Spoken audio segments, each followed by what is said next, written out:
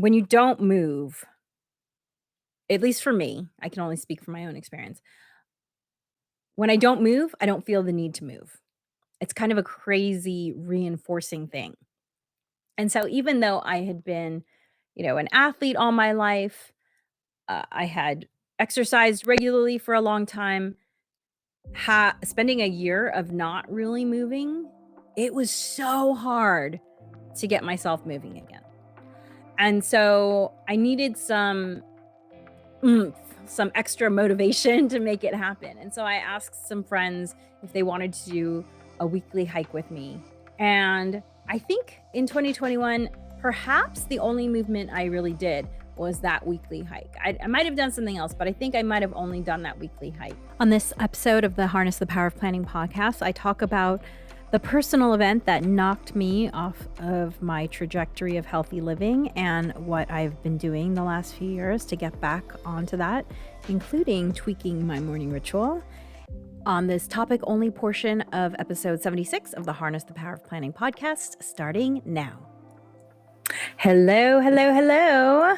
Welcome to my Thursday chat. For those of you who are watching live, wherever platform you are on, we also put this audio only up as the Harness the Power of Planning podcast. So welcome. It's Thursday, and I go live every Thursday at 9:30, sometimes with guests, sometimes without guests. Actually, my friend Christine was supposed to join me today, but something got in the way. Most of my friends are mom friends.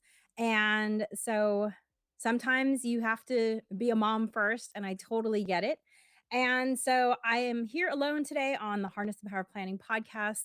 And as you know, my name's Allegra, and I have a business along with Natasha called Beyond Your Wildest Dreams, or BYWD as we call it. And for those listening on the podcast, I'm holding up our bouquet of books. And so we write workbooks that are all short reads.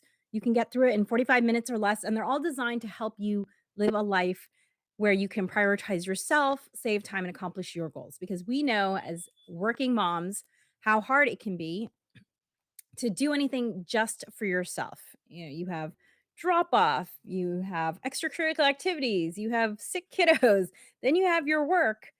Oh, wait. And then there's you as a person.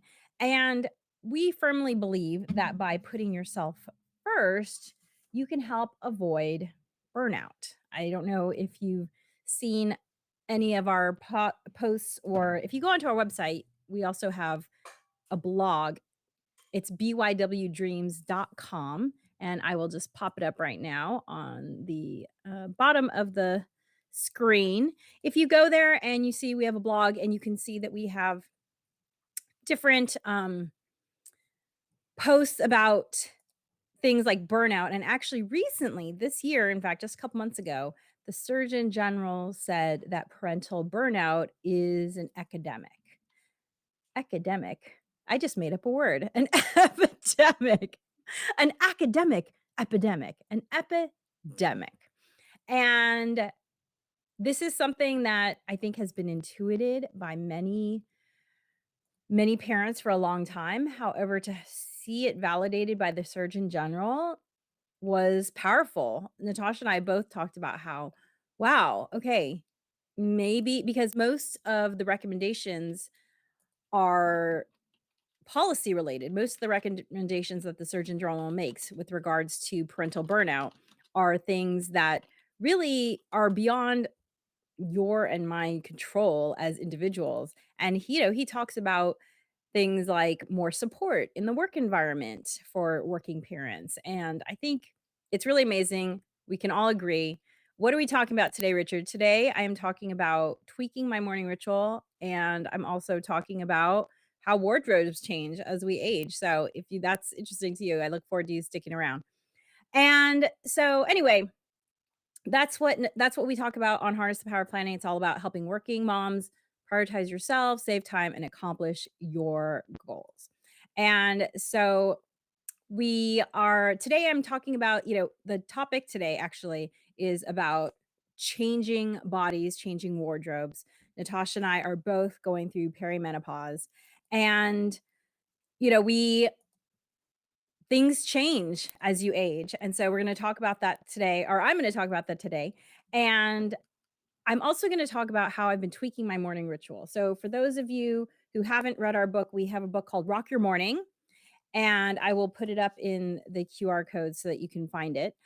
And it is all about how having a morning ritual can really help you prioritize yourself. I am not being hyperbolic when I say that my morning ritual is what keeps me sane and healthy, because the fact is things can go totally off track during the day, but the beauty of having a morning ritual is that I know that when I go to bed at night, I get to wake up and have my morning ritual to set the tone for the day. And the thing is that a morning ritual doesn't just happen. It really evolves. So if you don't have a morning ritual right now, don't worry, you can start tomorrow. And we encourage you, if you've read our book, you know, we encourage you to start small, because the only way you're going to create real change is by starting small, right? We've all we've all done that thing when the new year starts and we say, "Okay, I'm going to change these 10 things about me." And that doesn't work so well, because when you try and change a lot of things at once, nothing ends up actually changing. And so what we suggest to you is start with one small thing. Start with making your bed. If you don't know where to start, making your bed, there's so much brain science behind the benefits of making your bed. It's kind of crazy how much brain science there is. It's been shown to give you a sense of confidence, a sense of accomplishment. It gives you a sense of executive function or control over your day, because you're like, hey, here's something I can do. Also, because your bed makes up such a huge part of most people's bedrooms, when you straighten your bed, your whole room looks neater. And that is just really great for your brain in terms of everything in its place. However, one of the most surprising benefits of making your bed, in my opinion, is the fact that at night, when you go to unmake your bed, you actually have it. Science has shown that people sleep better, because the process of unmaking the bed sends something to the brain and says, like, hey, you're going to sleep now. I'm going to start winding you down. So, morning ritual, so powerful. Mine has evolved over decades, and I talk about my morning ritual at great length in the book. And it's interesting because this book was written, let's see, I think we published it. Yeah, it's been 2 years already. Amazing. So what's interesting is that my morning ritual is always evolving, because you are always evolving. For instance, there were times when I've usually been a morning person. However, there were times when I was struggling with perimenopause and sleeping through the night and getting quality sleep. And because of that, I was having trouble waking up in the morning. And so my morning ritual had to shift as I figured that out. So my latest shift just started a few months ago, and it was kind of driven by two separate changes in my life. So one was my child, who I've homeschooled her whole life, started regular high school. And because of that, I now needed to drive her somewhere in the morning. My child was never an early riser. And so I kind of was able to have a leisurely few hours in the morning. And now I have to get up a lot earlier in order to get her to school. And so that affected my ability to get up around 6 and kind of have, 1 to 2 hours to myself. I no longer had that opportunity. At the same time, I had read a book called The 5 AM Club, and as you can probably imagine by the title, it does recommend getting up at 5 AM. However, it also recommends a whole bunch of other things, and, uh, The 5 AM Club it's a good book. It has a lot of great ideas in it.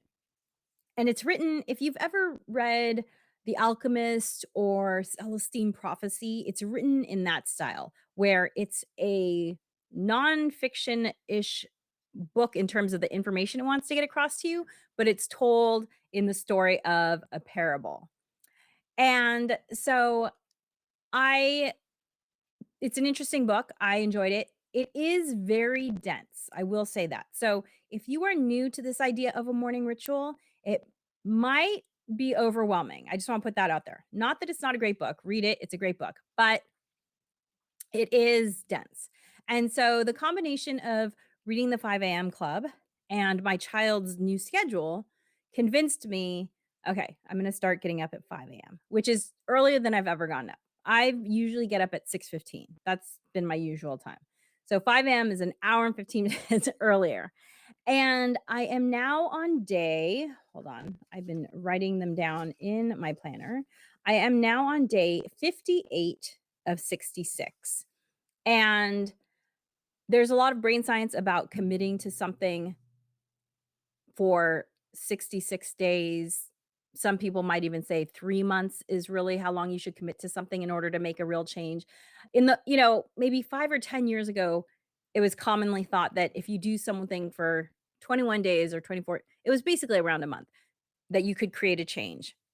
And the new science suggests a longer time frame. However, what I have found from personal experience is that the more fun that I can make this new thing that I wanna do, the quicker it becomes a habit. And actually, there is brain science in behind habit formation that if you can find a way to make it fun, if you can find a way to make doing the thing enjoyable, then you are much more likely to do it and it becomes a habit quicker because our brains, our brains like it, it's given us those chemicals that will cement it as a habit faster. So for instance, if you are wanting to drink more water in the morning, a great tip is to just put a full glass of water right by the side of your bed. But if there's some way to make it fun, maybe you have a special glass that you use for that first glass of water. I know that when I'm writing in my planner, I make it fun for myself by using a special pen. So when you can make things fun, you're much more likely to stick with it. So I decided to get up at 5 a.m. And the reality is now I basically get an hour of time to focus on my morning ritual in the morning. And I'm not able to get everything done that I want to get done now. And so, because I didn't used to exercise in the morning, I used to exercise at 4 p.m. However, the 5 a.m. club has very compelling reasons behind exercise in the morning, which is this is something new I learned actually. It talks about how many people in the first half hour of waking up get a dump of a brain chemical that is stressful. And it's interesting because, I was an anthropology major in undergrad, and I'm thinking about the fact that, I wonder if that is designed to just like get you going because, hey, back then, if you didn't start looking for food, you weren't going to eat, right? So it's like, hey, body, get going. It's time for you to get moving. And so getting in a workout first thing in the morning is a great way to dump this hormone out of your body, burning it out. And the goal is to get sweaty. That's when you know that you've done what you wanted to do with this chemical. So I thought that was really interesting and that was really compelling. And so now that I've added working out into my morning ritual is longer. My morning ritual used to be about an hour. So getting up at 5 would have been fine. That would have allowed me to finish what I need to do. But now adding in all of the things that the 5 a.m. club wants me to do basically takes up a whole hour by itself. So from 5 to 6, I'm kind of doing my 5 a.m. club stuff. And then I pretty much have to get ready to get my kiddo out the door.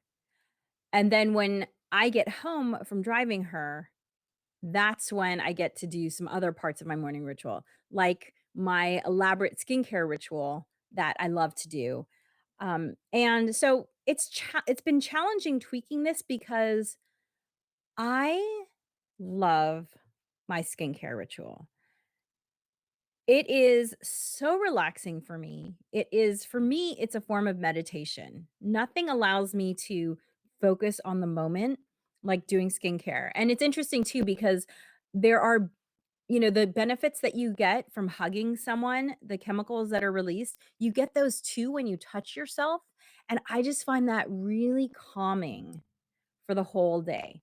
So, what I'm struggling with, and this is where the tweaking of my morning ritual comes in, as I mentioned at the top of the live chat, what I'm struggling with is figuring out how to order things so that I love my morning ritual as much as I did before the 5 AM club, because before the 5 AM club, I started my day with a few short things. So I get up, I make my bed, I take my supplements, I empty the dish rack, and then I wash my face and go into my skincare routine, right? So it's not a lot of time between getting up and my skincare ritual. And my skincare ritual takes about 15 minutes.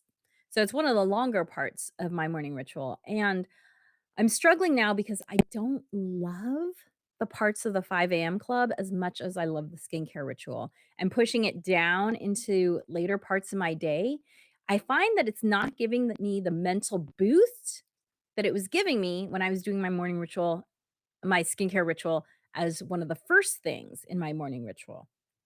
So, I did commit to following through with the 5 AM club for 66 days at least before I decide where I'm going to how I'm gonna tweak it. But I just know that while I'm in liking the things that the 5 AM club is giving me, I'm not liking what it took away from me.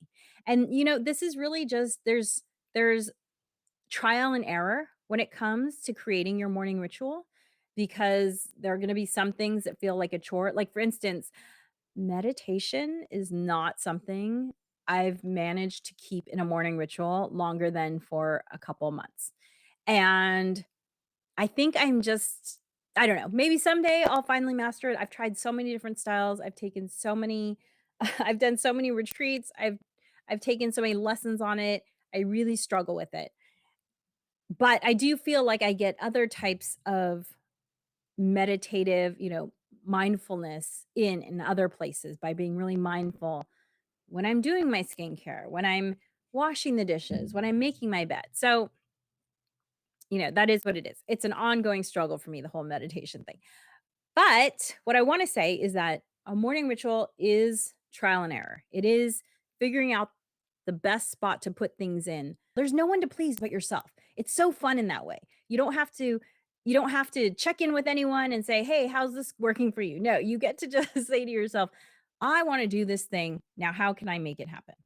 So, I am struggling with that, and I will we're looking to update this book next year in 2025. It'll have been 3 years that it's been out, and one of the things I wanna write about is the struggle when you have to maybe divide up your morning ritual into 2 parts. This is something Natasha has talked about forever because she has had school drop off as a thing, and it's interesting because this year it's changed and now she doesn't have school drop off. So, we'll have to talk about that soon, about how her morning ritual has shifted now that she's not doing school drop off, and how my morning ritual has shifted now that I am doing school drop off, because it is definitely a big thing.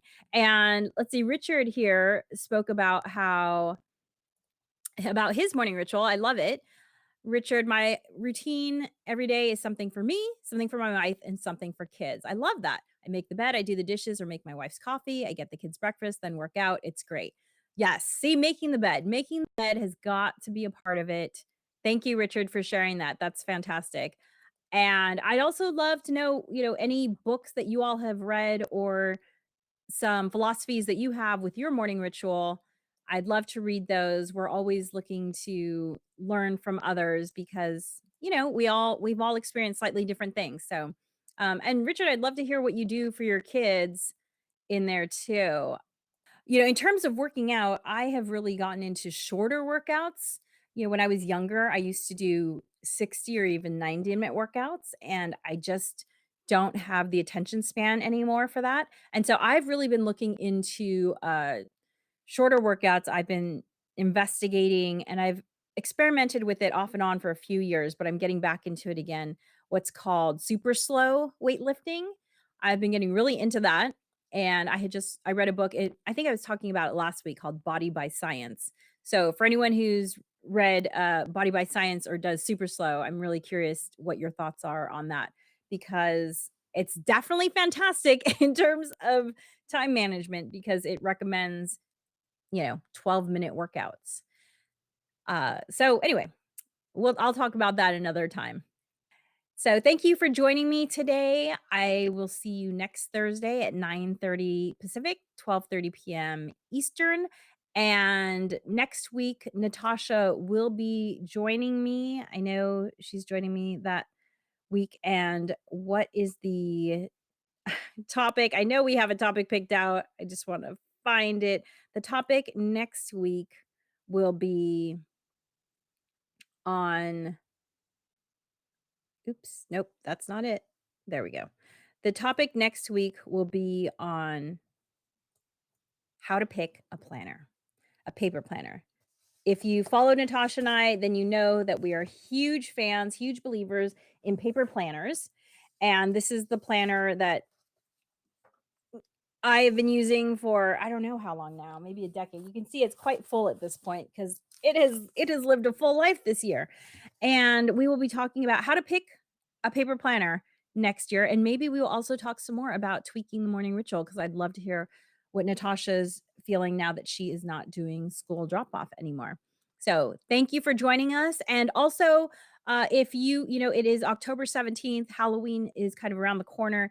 If you listen to last week's episode, I talked about how to create a holiday game plan. This is the perfect time to create a game plan for all of the holidays coming up, whichever ones you celebrate, whether it's, Halloween or if it's Muertos or if it's Diwali or Thanksgiving or, Indigenous Peoples Day, whatever you're celebrating all the way through to, I celebrate Lunar New Year, so I kind of go through Lunar New Year for celebration. If you wanna include, Nowruz in there, Persian New Year, feel free, but it's just designed to help you be a little bit thoughtful around the holiday process so that it can be fun for you and not just overwhelming, so many things happening. So check that out. Episode 75 of the Harness the Power of Planning podcast, or October 10th, 2024, of the live YouTube video post.